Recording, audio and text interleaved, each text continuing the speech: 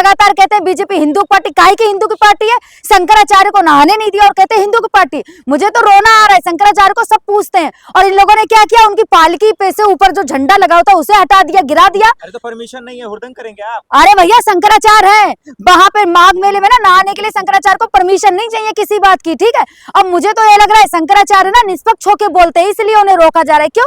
BJP के जो गोबर भक्त है ना, उनके दिमाग में एक मैसेज आता है, सुबह सुबह देखेंगे मोबाइल, मैसेज आएगा 500 रुपए पेटीएम में, और भैया आज अभी मुक्तेश्वर नंदा जो हमारे शंकराचार्य हैं कि उनको रोकना है, तो वही किया ना इन लोगों ने।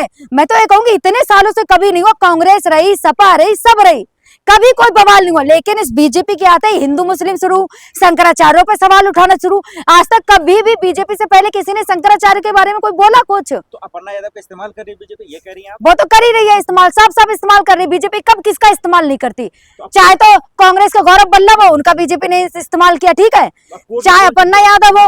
अब तो मामला कोर्ट में जाएगा, अपर्णा जीतेंगे, उनके पति जीतेंगे।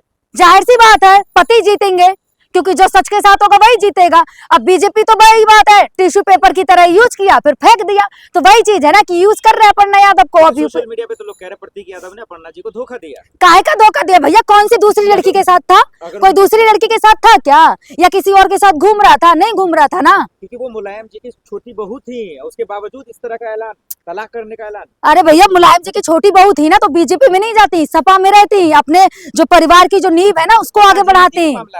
हाँ तो राजनीतिक मामला है भाई, तो परिवार अगर पूरा सपा में है, अभी अखिलेश यादव अगर मुख्यमंत्री यूपी के बन जाए तो अपर्णा यादव बीजेपी का पल्ला झाड़ के अब सपा में आ जाएंगी, आएंगी या नहीं? ये बताओ, आएंगी ना? वही बात है ना, अपर्णा यादव को सत्ता से प्यार है, पावर होनी चाहिए ना हाथ में। बीजेपी वाले कहते हैं ना पावर होनी चाहिए हाथ में, तो इन लोगों को तो पावर चाहिए ना, और कुछ नहीं चाहिए। नहीं, वो महिला है, उनकी स्वतंत्रता है, वो किसी भी पार्टी महिला है ना। सिंपल सा सवाल पूछ रही हूँ, किसी महिला के लिए आज तक खड़ी हुई? यूपी की है ना, उन्नाव केस में कुछ बोली, हाथरस घटना में कुछ बोली, मेरठ वाली घटना में कुछ बोली? महिला है ना, क्यों बोलेंगे? क्योंकि बीजेपी में है। अब बीजेपी में चुनाव है यूपी में 27 में, ठीक है, हाईलाइट तो करना है ना किसी ना किसी मुद्दे में। अरे योगी जी को रहते हुए किसी को बोलने की जरूरत है? अब भाई है ना अखिलेश यादव, सुने, अखिलेश यादव को टारगेट कर नहीं पा रहे लोग, ठीक है, अखिलेश यादव को टारगेट करना इतना आसान बात तो है नहीं यूपी में। अब ये लोग सोच रहे हैं कि अखिलेश यादव के भाई का नाम बदनाम करके टारगेट कर ले। क्यों? क्योंकि भाई का नाम बदनाम होगा तो बड़ा भाई ऑलरेडी बदनाम हो जाएगा, क्योंकि अखिलेश यादव पार्टी में है। और अपर्णा का नाम बदनाम नहीं हो रहा? कहाँ हो रहा है बदनाम? बीजेपी में तो सभी एक से एक बढ़ के है। कौन नहीं है? एक स्मृति ईरानी, एक कंगना रनावत, एक कौन है? कौन है ये बताओ पहले। गलत क्या बोलती है? मोदी जी के लिए तो बोलती है। हाँ मोदी जी के लिए क्या बोलती है? अच्छा फूल दे रही थी, और क्या कभी कभी तो मैं तो ये कहूंगी कंगना रनावत खुद भूल जाती है कि भैया मोदी जी उन्हीं की पार्टी से हैं, प्रधानमंत्री, और क्या बोल देती हैं बेतुकी बातें। और बीजेपी में जितनी महिलाएं हैं ना, कोई एक महिला किसी एक बेटी के लिए आज तक नहीं बोली। मैं तो ये कहूंगी बीजेपी से सारी महिलाओं को ना रिजाइन दे देना चाहिए। एक भी महिला नहीं बोली है? कौन बोला ये बताओ? अपर्णा यादव बोली? नहीं बोली ना।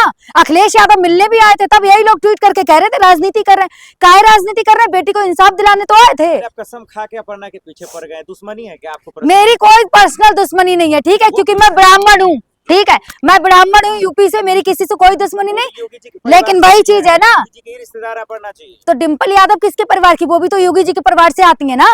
ये भूल गए क्या? लग रहा है मोदी जी ने ना 500 रुपए वाला मैसेज आज तुम्हारे पास किया कि डिम्पल यादव के बारे में नाम नहीं लेना।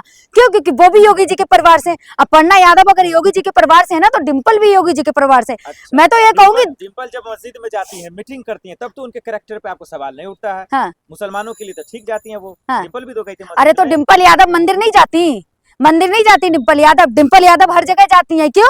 क्योंकि पार्टी में है, ठीक है। और ये अपर्णा यादव मस्जिद गई है? आज तक कभी देखा आपने मस्जिद में अपर्णा यादव को?